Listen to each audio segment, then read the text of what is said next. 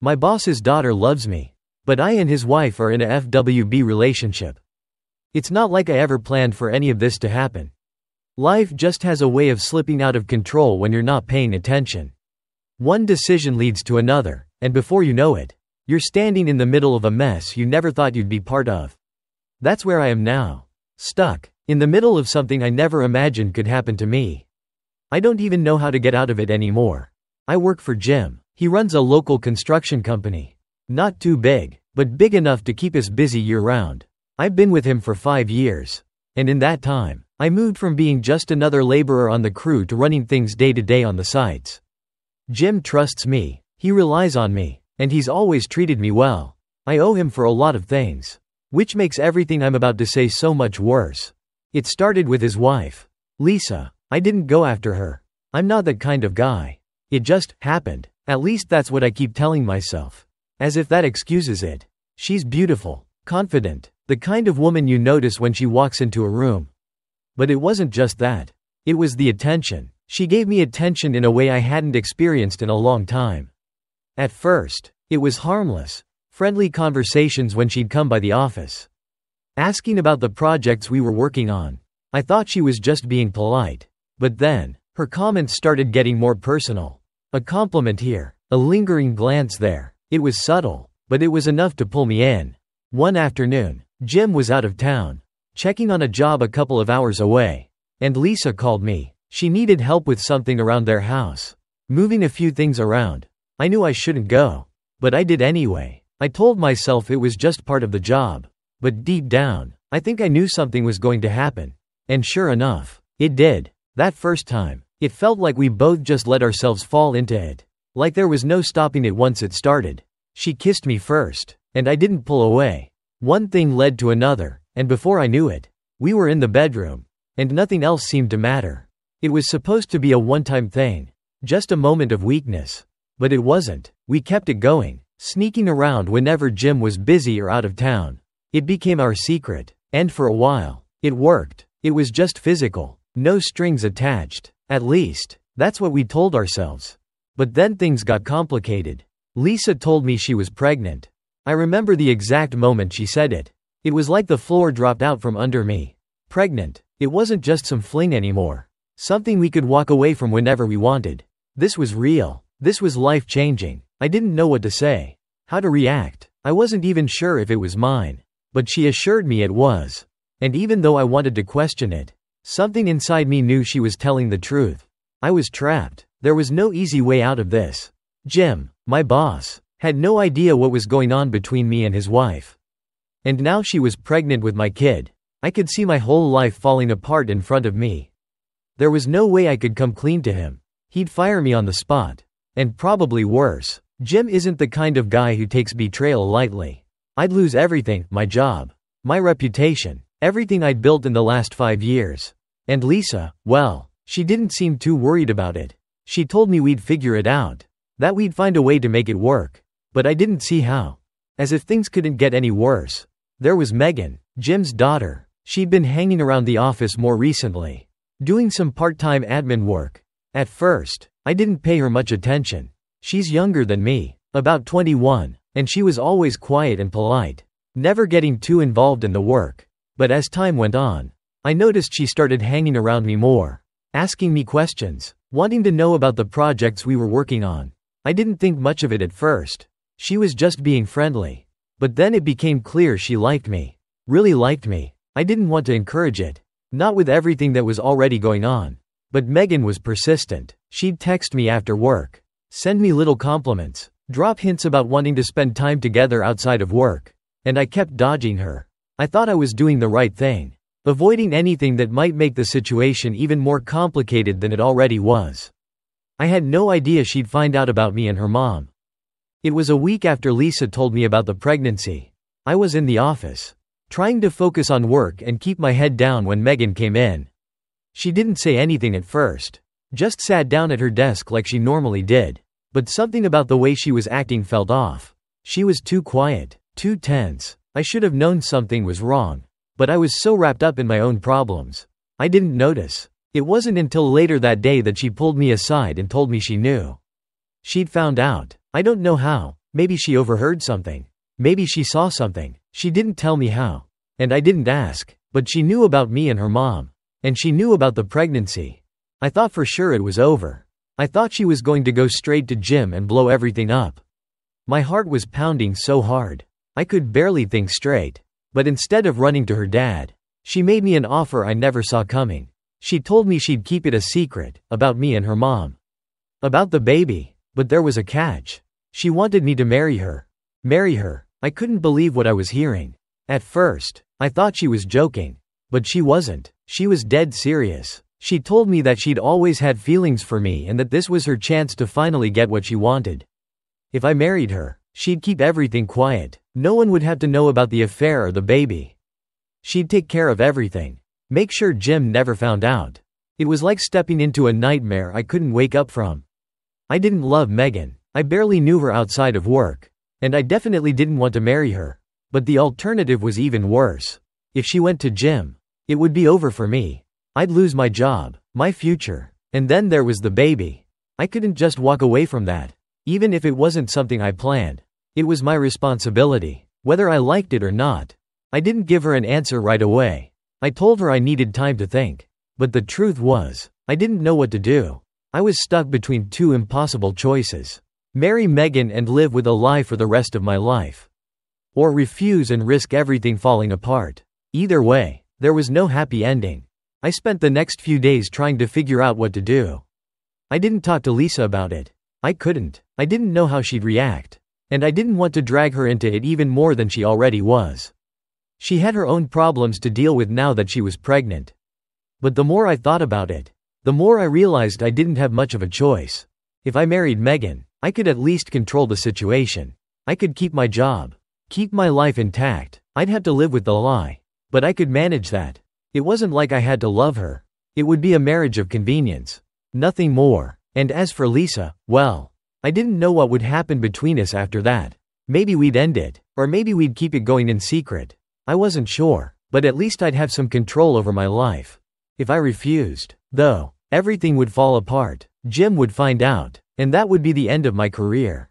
The end of everything I'd built. And what would happen to the baby? I couldn't just walk away from that. I'd be stuck in a mess of legal battles and broken relationships. And I didn't want that. I didn't want any of this. But here I was, forced to make a decision I didn't know how to make. In the end, I chose Megan. I don't know if it was the right choice. But it was the only one I could see at the time. We're planning to get married soon. Jim's thrilled, of course. He has no idea what's really going on. He thinks I'm the perfect guy for his daughter. And in some twisted way, I guess I'm giving him what he wants. Megan's happy too. She got what she wanted. Even though I can't give her the love she's looking for. I try, but my heart's not in it. It's just a charade, something we both have to live with now. As for Lisa, we haven't spoken much since I told her about Megan's offer. She didn't take it well. But she understood in the end. She knows it's better this way. Even though it hurts, we're still figuring out what to do about the baby. She wants to keep it quiet for now. But eventually, the truth will come out. Maybe not today, maybe not tomorrow. But one day, everything will come crashing down. And when that happens, I'll have to face the consequences of the choices I've made. Until then, I'm stuck in this lie. Living a life I never wanted. Pretending to be someone I'm not. All because one decision led to another, and I didn't know how to stop it. I don't know where this will end. Maybe I'll find a way to make peace with it. Or maybe it'll all blow up in my face sooner than I think. All I know is that I'm in too deep now. And there's no turning back. I'm still jealous of the ex of my husband and want to vent it onto him. I guess it's a question I've been asking myself more and more lately. Am I being unreasonable? Overdramatic? Even? That's how it feels. Like maybe the way I've been feeling isn't justified. Or maybe I'm just letting my emotions get the better of me. But at the same time, the hurt is real. It's this constant, nagging weight in my chest that doesn't go away. No matter how much I try to push it down. I've been married to John for 5 years now. Together for 6.5. I still remember the beginning. How exciting it all was. Meeting someone who seemed so different from what I was used to. I come from a conservative family. Strict parents who made sure I followed every rule. So when John came into my life, it was like this breath of fresh air. He was kind, thoughtful, and open in ways that I wasn't used to. I fell for him fast. And he fell for me too. At least, that's what I thought. But there's always been this shadow over us. Something that I can't seem to shake. No matter how hard I try. It's his past. His ex-girlfriend. They were together for 2 years. Which, back then, was the longest relationship he'd ever had. He doesn't talk about her much. But I know enough. I know they went on all these trips together, Paris. Other cities I've never even been to. He spent a lot of time with her. Probably more than he did with anyone else at that time. He had the money. And his closest friends were in prison. So it was just the two of them. It sounds like they did everything together. And that's where my jealousy comes in. I know it's not fair to compare my life with theirs. But I can't help it. It's like this constant reel playing in my head. Reminding me of all the things he did with her that he's never done with me. The trips. The experiences. The memories. They never lived together. But it seems like they spent every waking moment enjoying life. He had the money back then. The time. And probably the energy to just go and live. But with me, it's been different. We got together 8 months after they broke up. And from the start, things were good. We went on dates. Explored different places in our country. And for a while, I thought everything was fine. I thought that those first couple of years would just be the beginning of an exciting life together. But then things started to change. We got married after 1.5 years. And I was so excited. I thought marriage would mean more adventures. More chances to connect with each other. I had this image in my head of what life was supposed to be like. But right after we got married, the pandemic hit. Lockdowns, fear, uncertainty. Everything came to a standstill. John became really anxious about the virus. And to make matters worse, I found out I was pregnant just a few months into the lockdown. It wasn't something we had planned. And I wasn't ready for it. But it happened, and we had to adjust. I remember telling him, over and over again, that I wanted to enjoy our marriage after the baby was born. I wanted to make up for the time we'd lost. To finally have some of those experiences we had put on hold. But it didn't happen. That summer, when I was 6 or 7 months pregnant, I kept asking him to spend time with me. To go out. To do something together before the baby arrived. I was desperate for some connection. Some sense that we were still in this together. Still partners. Not just two people living in the same house. But he wasn't interested. He saw how much it hurt me. He saw me cry. Saw how depressed I was becoming. And every time, he'd talk to me about it. But nothing changed. He never actually did anything about it.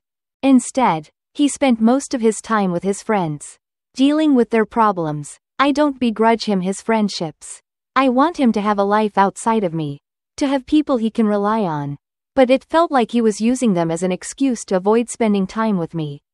And there I was, pregnant and alone, crying for some kind of attention or affection that just wasn't coming. It's been 5 years since we got married. And if I look back on it now, I don't know if I'm being overdramatic about my depression or not. We eventually went on our honeymoon. But only because I told him I didn't want to have another child unless we did. It was 3 years into our marriage. And by that point, the excitement of a honeymoon felt more like an obligation than anything else. I wanted to feel like a wife. Not just a mother. But so much of our time has been spent focused on our 2 children. I love them. I do. But sometimes I feel like I've lost myself in being a mom. And I've never really had the chance to just enjoy being his wife. There's one trip in particular that I can't stop thinking about. We had planned to go visit his family in Paris with our daughter. And I was so excited. I thought this would finally be our chance to have some kind of adventure together. But then his cousin canceled on us at the last minute, saying he had to work. I was disappointed, but I tried to make the best of it. I suggested we book a hotel and go anyway.